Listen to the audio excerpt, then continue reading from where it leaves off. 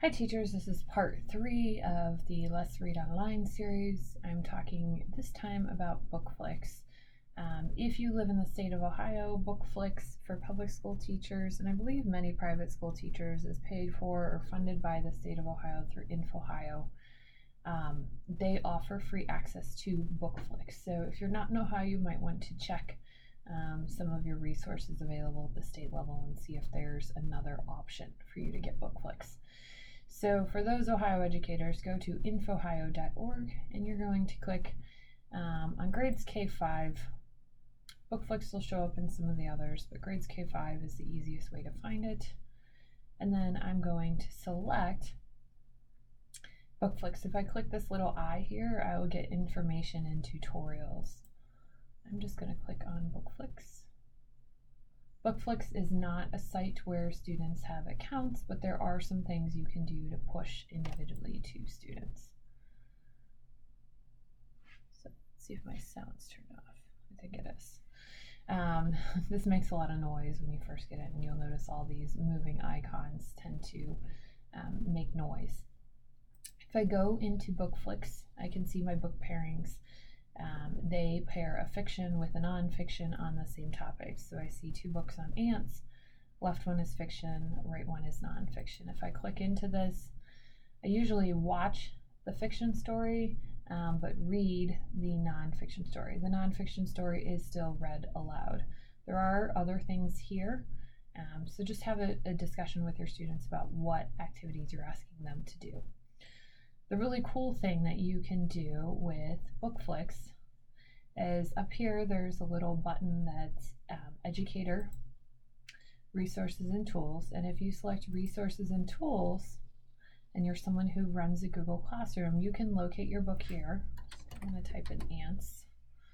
Found my book. I can post this book pairing directly to Google Classroom.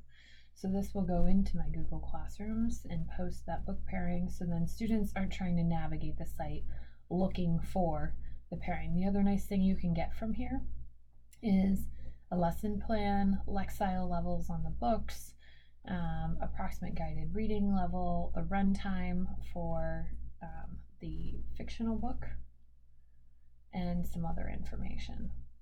So I'd strongly suggest using the resources and tools available through Bookflix.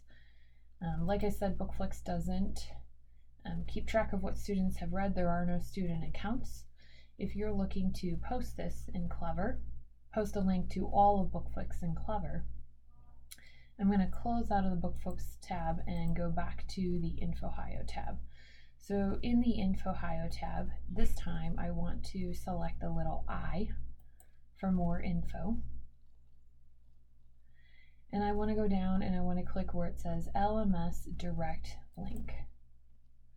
So what this does is this bypasses InfOhio and goes straight into Bookflix, but it does it through InfOhio. So you make sure you get free capabilities. If you try to Google Bookflix and put the link directly to there, you'll come up blocked because Bookflix is not completely free.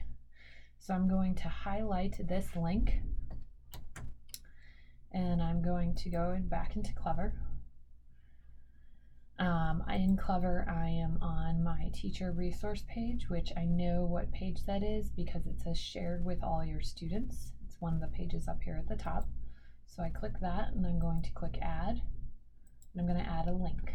I'm going to paste that long link that starts with InfOhio and it passes through InfOhio into Bookflix. I'm going to call it Bookflix. I'm going to go out to Google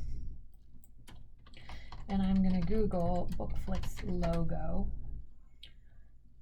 and I'm going to get in the images and I want to find the Bookflix logo and I want to find one that is in a square. Squares tend to be the best thing to put in Clever.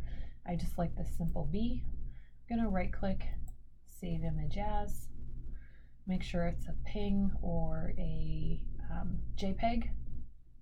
Save it somewhere on my computer, and then I'm going to go back into Clever and I'm going to click upload,